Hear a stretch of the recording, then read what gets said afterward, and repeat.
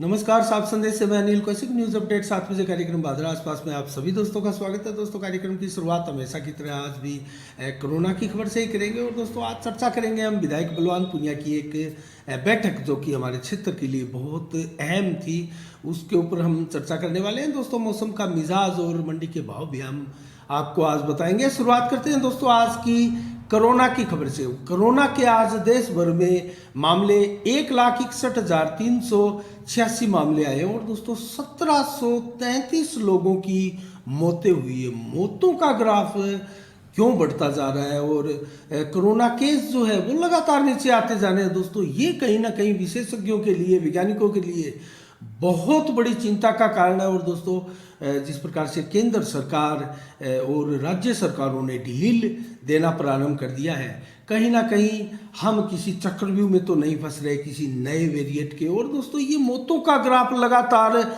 भारत में जो बढ़ रहा है वो बहुत ज़्यादा चिंता का विषय हमें लग रहा है। दोस्तों, 200 से 300 और मैक्सिमम 400 के करीब मौतें हो रही थी, जब 2.5 लाख, 3 लाख, 3.5 लाख, 3.25 लाख मामले रोजाना भारत में कोरोना के 24 घंटे में आ रहे थे। लेकिन अब मौतों की रफ्तार एकाएक 100, 200 से 300 से बढ़ते हुए अब 400, 500 रोजाना बढ़ने लगी है। दोस्तों, ये बहुत चिंता की बात है। और ठीक होने वालों की तादाद जो है, रिकवरी होने वालों की तादाद वो अच्छी है। अभी भी 2,81,109 लोग रिकवर होकर 24 घंटे में घर जा चुके हैं। तो ये तो रफ्तार काफ़ी अच्छी है। कहीं ना कहीं 1 लाख से भी अधिक आंकड़ा ये हो रहा है और कोरोना की लहर भी शांत हो रही है, मामले भी घट रहे हैं, इसमें भी कोई दो राय नहीं है। लेकिन कहीं ना कहीं एक नए वेरिएंट की जो कि अब वर्तमान में जो केसेस आ रहे हैं उनमें कहीं ना कहीं शामिल है, उसकी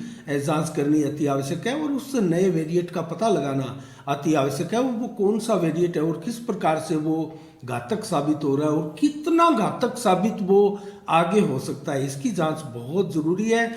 और दोस्तों, वैक्सीनेशन का जहां तक सवाल है, देश में 1,67,29,42,707 लोगों को अब तक वैक्सीन की डोज लग चुकी है। काफी अच्छा आंकड़ा है। और दोस्तों, आज 57,42,659 लोगों को डोज लगी है, टीकाकरण हुआ है। और टेस्टिंग की रफ्तार ज़रूर 12-13 लाख के करीब ही देश में अभी बनी हुई है। और रिकवरी रेट जो है वो लगातार देश का सुधरता जा रहा है।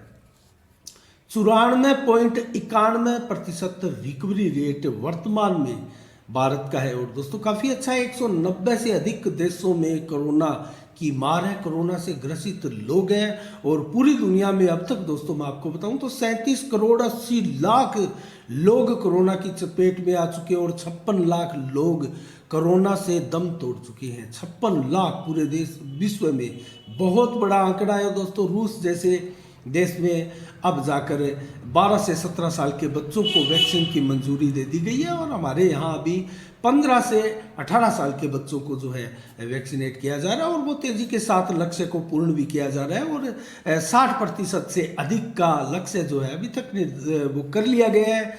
तो ये अच्छी बात है। दोस्तों, आज के दिन क्या खास है? 1952 में आज ही के दिन दोस्तों भारत ने मद्रास में अपना पहला टेस्ट क्रिकेट खेला था। भारत की टीम ने 1952 में आज ही के दिन, और ये मैच जीता था। ये बहुत अच्छी बात है। और 1982 में आज ही के दिन राजस्थान के प्रसिद्ध नेता और दोस्तों 4 बार मुख्यमंत्री राजस्थान के रह चुके हैं मोहनलाल सुखाड़िया का आज के दिन निधन हुआ था। उनकी पुण्यतिथि है। और दोस्तों, 1953 को आज के दिन अखिल भारतीय खादी ग्रामोद्योग बोर्ड का गठन भी हुआ था। और आज दोस्तों वन अग्नि सुरक्षा दिवस सप्ताह के रूप में मनाया जाता है। उसकी शुरुआत आज से होती है। वैसे तो 1 फरवरी से भी इसकी शुरुआत होना बहुत जगह बताया गया है। तो कुल मिला के दोस्तों, आज के कोरोना के वैक्सीनेशन के और आज क्या खास विशेष दिवस है दोस्तों, इसमें इतना ही। आसपास की खबरों के बारे में चर्चा करें तो गांधी बड़ी की दोस्तों पीएनबी बैंक का जो खरीफ फसल का 2020 का बकाया था किसानों का, लगभग 24 लाख रुपए के करीब बकाया था। 350 करोड़ रुपए का कुल बकाया था, लेकिन बाकी लोगों को तो मिल चुका है। लेकिन 24 लाख के करीब किसानों का बकाया पेंडिंग हो गया था दोस्तों। उसको लेकर अनेकों लोगों ने विज्ञापन दिया, किसान संगठनों ने भी विज्ञापन दिया और इसके लिए धरना प्रदर्शन लगातार जारी है। और इसके लिए दोस्तों महेंद्र गुर्जर जो है, मैं कहूँ तो पूर्व प्रदेश संयोजक निःशक्त जन प्रकोष्ठ के जो कांग्रेस के हैं दोस्तों, उन्होंने भी ज्ञापन दिया और प्रधानमंत्री तक को भी इस बाबत चिट्ठी भी लिखी गई थी। तो कुल मिला के ये अब खुशी में बदला है। ये समा इसलिए बदला है क्योंकि किसानों के खाते में अब वो पैसे 24 लाख बकाया थे वो आने शुरू हो चुके हैं। तो दोस्तों यहाँ जो धरना दिया गया था या किसानों का आंदोलन था, जिस प्रकार से आवाज़ें उठाई गई थी, कहीं ना कहीं वो रंग लाई और आज किसानों को वो खाते में पैसे मिलने प्रारंभ हो चुके और किसानों में खुशी की लहर भी है। तो ये अच्छी बात है। और 2020 का फसल का बीमा क्लेम, प्रधानमंत्री फसल बीमा क्लेम जो बकाया था दोस्तों, अब उनमें सिर्फ मलसीसर और बोजला गांव ही ऐसे हैं जिनका बकाया अभी भी बाकी है और उनका भुगतान रोका हुआ है। दोस्तों वो क्यों रोका हुआ है मैं आपको बताऊं तो जिस प्रकार से बड़े स्तर पर मलसीसर में ये जो फसल बीमा क्लेम में घोटाला हुआ था दोस्तों, उसकी जांच जारी है और उसकी जांच को लेकर ही एक बार ये भुगतान जो है वो रोक दिया गया था। लेकिन किसान बार बार आंदोलन कर रहे हैं और उनकी मांग है कि जांच बेशक चलती रहे, हमने कोई गुनाह नहीं किया और हमारा ये हक है जो हमें मिलना चाहिए। तो दोस्तों ये विवादित बात है। जिन गरीब किसानों की फसलें खराब हुई उनको फसल बीमा क्लेम का जो बकाया मिलना था उनको मिलना चाहिए। ये भी एक चेक करके सारी अधिकारी जो है वो जांच करके और जो पात्र लोग हैं उनको दिया जा सकता है। ये बीमा क्लेम जो है रोकने की इसमें आवश्यकता नहीं है। कहीं ना कहीं किसानों को ये ज़रूरत होगी इस चीज़ की। तो दोस्तों ये जो है मांग लगातार क्षेत्र से की जा रही है। इसके अलावा दोस्तों अब हम चर्चा करेंगे उस विषय की जिस पर हमने बताया कि विधायक बलवान पुनिया इस बैठक में शामिल थे। अब हम चर्चा करेंगे दोस्तों उस विषय पर जिस विषय पर कल एक बैठक हुई थी विधायक बलवान पुनिया की और उसमें एसडीएम महोदया शकुंतला चौधरी भी मौजूद रही। जलदाय विभाग के साथ दोस्तों ये एक बैठक हुई थी, इसके ऊपर हम बात करेंगे। और जिस प्रकार से दोस्तों काफ़ी लंबे समय से हम देख रहे हैं कि सीवरेज कंपनी द्वारा जलदाय विभाग पर आरोप लगाए जाते हैं और जलदाय विभाग द्वारा सीवरेज कंपनी पर आरोप लगाए जाते हैं। एक दूसरे पर आरोप प्रत्यारोप का सिलसिला लगातार चल रहा है और लोगों के घरों में गंदा जो मटमैला पानी है, काला पानी है, बदबूदार पानी है, वो पानी आ रहा है और लोग ऐसा पानी पीने के लिए मजबूर हो रहे हैं। दोस्तों कहीं ना कहीं इसमें बहुत बड़ा टकराव की सी स्थिति है, एक दूसरे के ऊपर आरोप प्रत्यारोप कर रहे हैं और लोग जो हैं वो इसके लिए भारी परेशानी का सबब लोगों के लिए ये विषय होता जा रहा है। क्योंकि लोग दोस्तों समस्याओं का निराकरण चाहते हैं, समस्याओं का समाधान चाहते हैं। इस प्रकार की कंट्रोवर्सी में लोग नहीं फंसना चाहते। लोगों को इसके लिए मतलब नहीं है कि कौन जो विभाग है उसके लिए उत्तरदायी है। तो कुल मिला के इस विषय पर हम आज चर्चा कर रहे हैं। कल एक बैठक हुई थी विधायक बलवान पुनिया के सानिध्य में। उस बैठक में दोस्तों जलदाय विभाग के अधिकारीगण मौजूद थे। तो जल जीवन मिशन के तहत दोस्तों बड़ी संख्या में विकास कार्य होंगे, ये बहुत अच्छी बात है। विधायक बलवान पुनिया ने भी इलाके के लोगों को मैसेज दिया, संदेश दिया कि इलाके में जल जीवन मिशन के तहत चल रहे कार्यों में 250 करोड़ के विकास कार्य भादरा तहसील क्षेत्र में होंगे। ये बहुत अच्छी बात है, ये अच्छी रकम है और इसके लिए सुधार भी हो सकता है। और भादरा कस्बे को भी दोस्तों लगभग 82 करोड़ रुपए की स्कीम जो है स्वीकृत कराकर इसकी सौगात देने की बात कही गई है। तो देखते हैं इसमें कितना फायदा लोगों को, क्षेत्र के लोगों को होता है और जो जलदाय विभाग की योजनाएं हैं, उनकी व्यवस्थाएं हैं, उनमें कितना सुधार होता है, इसको भी हम देखेंगे। और लेकिन एक यहाँ सवाल भी दोस्तों कुछ खड़े होते हैं। तो सवाल क्या 70 वर्षों पुरानी जो पाइपलाइनें हैं जलदाय विभाग की भूमिगत जो दबी हुई है लोगों के घरों में, जिनके थ्रू नलों में कनेक्शन दिए जा रहे हैं और उनमें बार बार लीकेज की और गंदे पानी की आदि की शिकायतें कस्बे में दशक से भी अधिक समय से आ रही है निरंतर। और लीकेज व गंदे पानी की सप्लाई से दोस्तों लोग बड़ी संख्या में बीमार भी हो रहे हैं और लोगों में आक्रोश भी है, लोग इससे निजात पाना चाहते हैं। तो क्या इसमें सुधार होगा और जो हजारों अवैध कनेक्शन होंगे दोस्तों उन लाइनों में, जो कि अभी तक उसका पता नहीं है कौन किसके घर में कितने कितने कनेक्शन है दोस्तों, क्या उसका भी खुलासा होगा। क्या ये सारे के सारे अवैध कनेक्शन हटाए जाएंगे? क्या जलदाय विभाग इसकी सुध लेगा? दोस्तों ये बहुत बड़ा मामला है। अगर जलदाय विभाग इसके ऊपर अमल करे और विधायक बलवान पूनिया अगर इस चीज़ को करवाते हैं तो ये काफ़ी अच्छा कार्य होगा, क्योंकि 60-70 वर्षों से दबी पाइपलाइन है दोस्तों, पुरानी हो चली है और वो पाइप भी बहुत छोटे।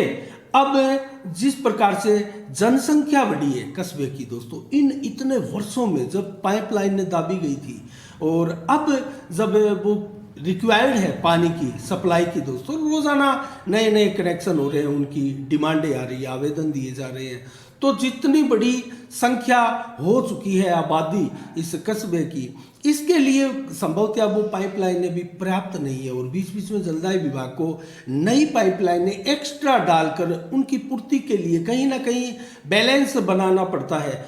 तो क्या इन सभी पाइपलाइनों को निकाल कर पूरे कस्बे में एक प्रकार से नए सिरे से बड़ी पाइपलाइन आगे 150 वर्षों की योजनाएं बनाकर दबाई जाए और नई बस्तियों में भी जब आगे नई बस्तियां बढ़े, जैसे दोस्तों दर्जनों की संख्या में कॉलोनियां बढ़ चुकी है, उनमें भी वहां से जब आप कनेक्शन आगे दोगे तो उसकी इस योजनाओं का पूरा खाका तैयार करके जलदाय विभाग द्वारा जो है अगर शहर में इसकी सौगात दे, जिस प्रकार से बलवान पूनिया ने कहा कि 250 करोड़ रुपए के विकास कार्य की ये सौगात है, जलदाय विभाग के थ्रू विभिन्न कार्य चल रहे हैं, तो क्या इसमें ये स्कीम शामिल हो सकती है? साफ संदेश के माध्यम से दोस्तों हम इसमें मैसेज देना चाहते हैं विधायक बलवान पूनिया को भी, जलदाय विभाग को भी, और दोस्तों क्षेत्र के जागरूक लोगों को भी, वो भी आवाज बुलंद करे।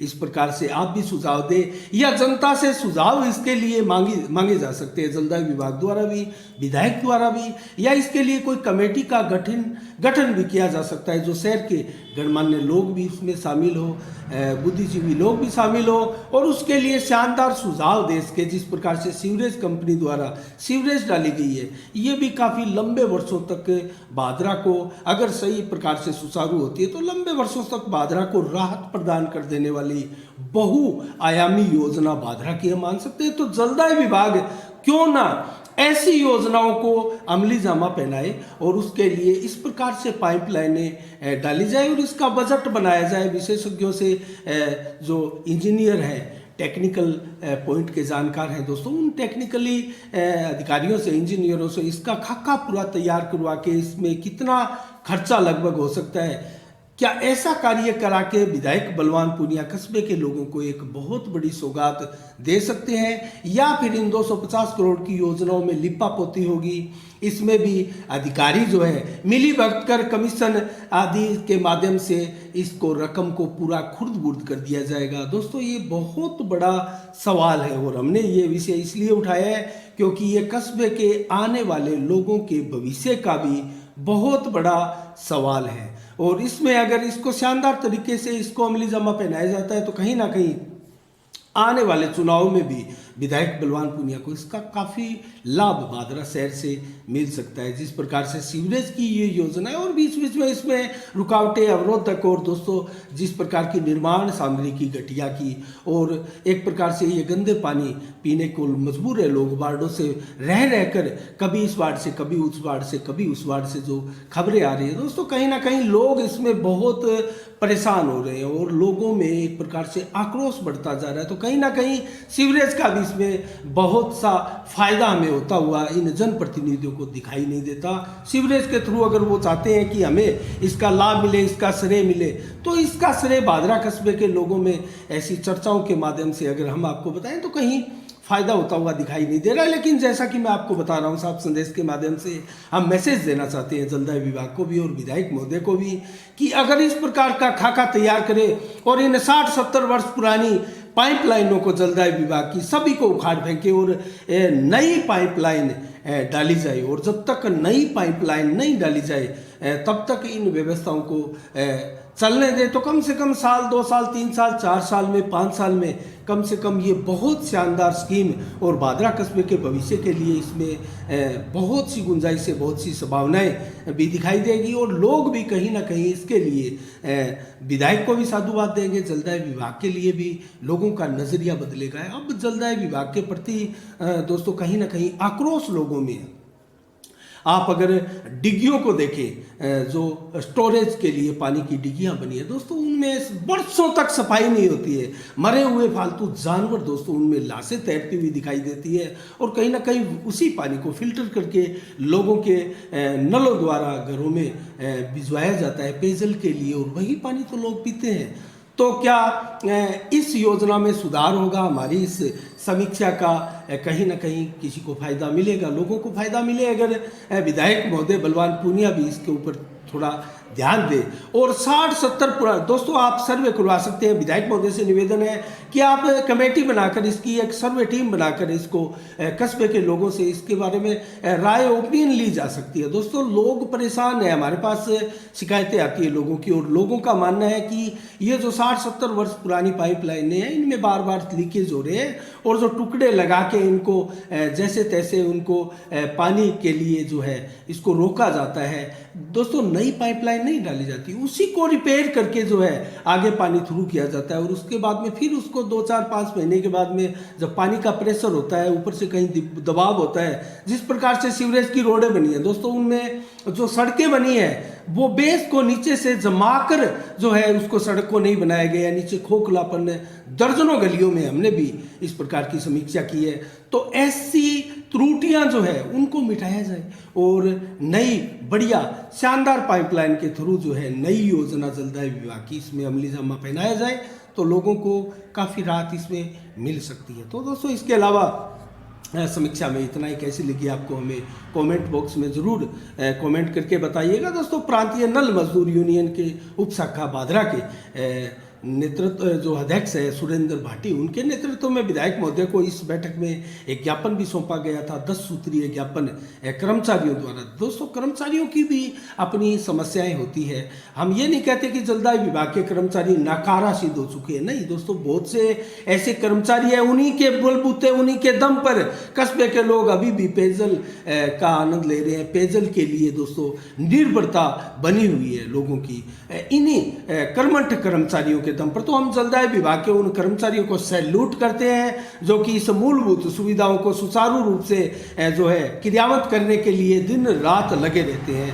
तो ऐसे लोगों की आवश्यकता भी है। और दोस्तों इन्हीं कर्मचारियों द्वारा जो है एक ज्ञापन दिया गया विधायक महोदय को, 10 सूत्री ज्ञापन। उनकी मांगे आप सुनिएगा।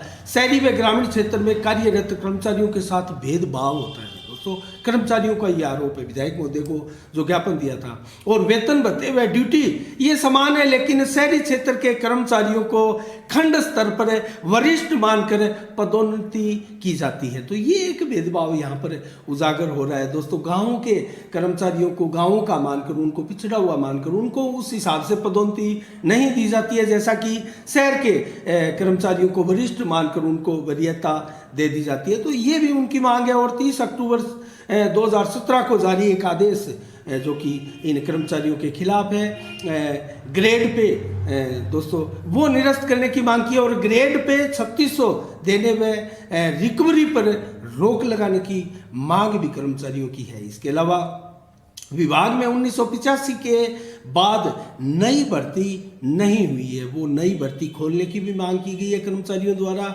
और इसके अलावा ठेका प्रथा बंद कर, ठेका प्रथा से दोस्तों हर विभाग के कर्मचारी परेशान होते हैं, तो ठेका प्रथा भी बंद करने की मांग है। और इन सभी मांगों के साथ 10 सूत्रीय मांगों के साथ विधायक महोदय को ज्ञापन दिया गया था।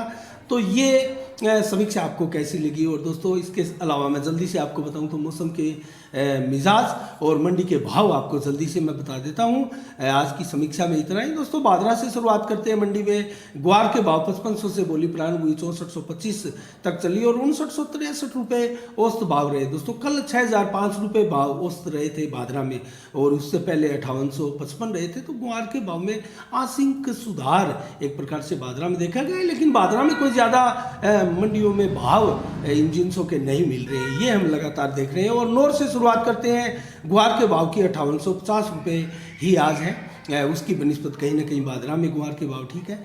और चना के भाव 4749, मोट के भाव 6055, गेहूँ के भाव 2090, जबकि बाजरा के भाव 1880। और दोस्तों जौ के भाव 2360 रुपये नोर में आज बोली लगी है। और आदमपुर में नरमा 9712, ग्वार के भाव 5850 है। और जबकि सरसा मंडी में नरमा दोस्तों 10,022 रुपये की बोली लगी है। और कपास की बोली 7900 रुपये, सरसों की बोली 6,900 रुपये। फतेहाबाद मंडी में नरमा 9700 रुपये, कपास 8,000 रुपये।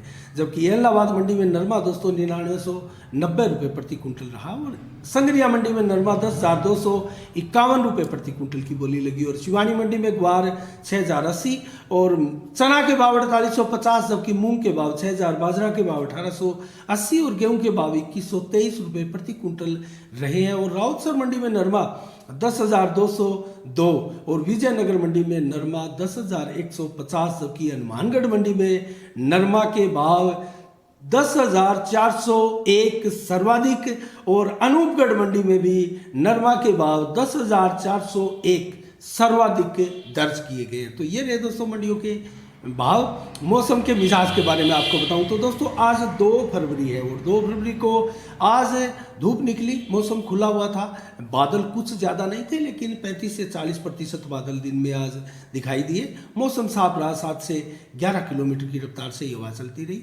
और शाम को भी 12 बजे तक देखें तो 17 से 20 डिग्री टेम्परेचर रहेगा। और 11 से 29 की किलोमीटर रफ्तार से हवाएं चलेगी। दोस्तों इसके बारे में आपको बताऊं तो हवाएं जो चल रही है, यहाँ से मौसम कुछ चेंज होने जा रहा है दोस्तों। जिस प्रकार से मौसम विभाग की चेतावनी थी 3 से 4 फरवरी के बीच में बरसात होगी, तो उसको लेकर दोस्तों कहीं ना कहीं 24 किलोमीटर प्रति घंटे की रफ्तार से झोंके भी लगेंगे। आज रात्रि को मौसम करवट लेने जा रहा है और दोस्तों लगभग रात्रि को 50-60% बादल छाए रहेंगे। उसके बाद में 3 फरवरी को कल कैसा रहने वाला है मौसम, तो 29 से 32 किलोमीटर की रफ्तार से हवाएं चलेगी और 50 से 54 किलोमीटर की रफ्तार से झोंके लगेंगे कल सुबह।